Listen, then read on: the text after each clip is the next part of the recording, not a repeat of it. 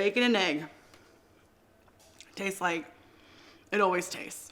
It's always the same. It's always the bacon and the egg. There's like this fusion that happens in the tortilla and the foil. Something happens when you wrap this bad boy up and it steams. It just tastes like weekends. It tastes like I'm 5 years old. It tastes like my grandma sitting right there. Like, it just tastes the same. It's a little time traveler time. One more time. My name is Natalie Trevino, and I'm the chef and owner of The Ruffian, a pop-up dinner party experience in Corpus Christi, Texas.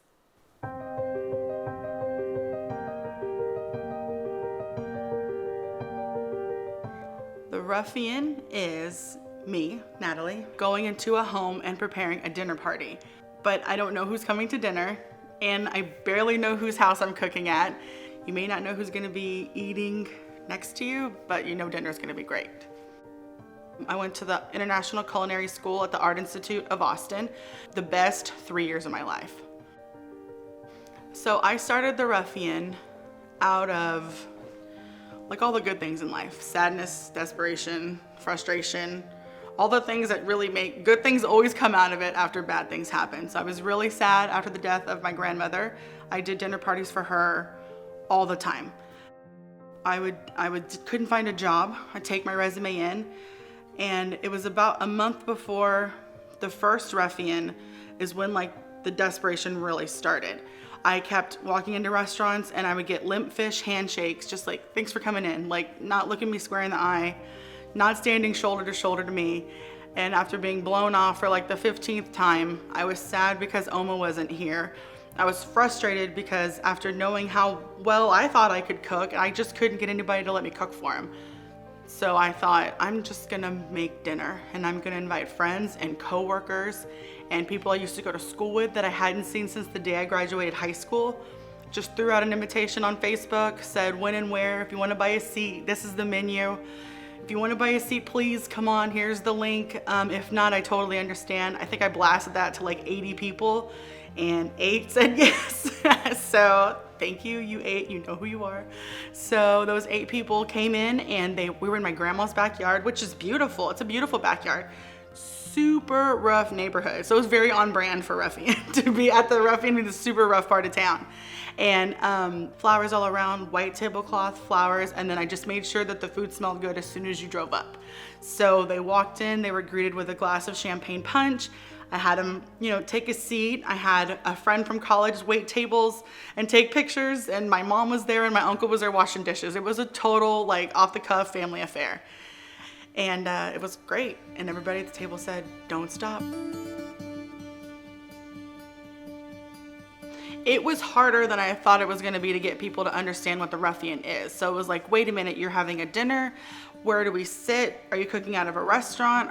Whose house is it at? Do you have to come to my house for my friends, or I can just go to this stranger's house and have it, with these other people in Corpus that I don't know? And so it was really hard to get people to understand Corpus is invited and we've taken care of the details. Just buy a seat and come to dinner and have a good time. Finding people to host at the Ruffian was the most challenging part. Now it's the most challenging part because I have to keep saying, I already have a host, or not this time, or maybe in April, or maybe next week, because everybody is just so warm to the idea of having people in their home. And hosts see that opportunity as like, whoa, this chef's gonna come into my kitchen and cook for these strangers in my home. And to some people that's terrifying and they're like, not my house. Or some ladies like, I wish I didn't have kids. You can come to my house. I'm like, we do kids' houses too, it's fine.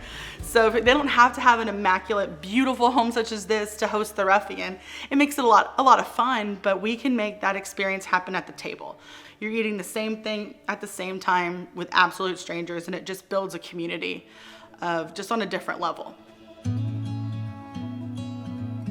The hardest part is the physicality of the job. Any chef will tell you it's a super physical job.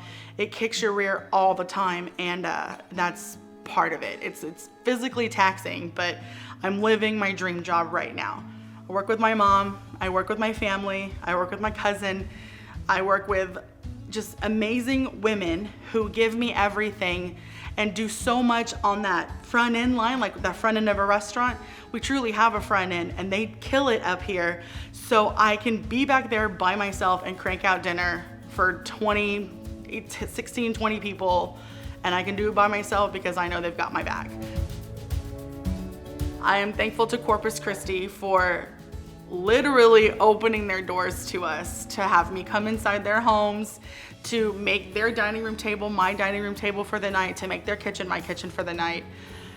This is why I wanted to be in Corpus Christi. My brother always said, why are you staying in Corpus? Go somewhere else. And I'm like, I want to make here better. I want to make here good. I want this to be, you know, a red pin on the map, like not just another place. So I wanted to make my businesses here. I always wanted to keep it here.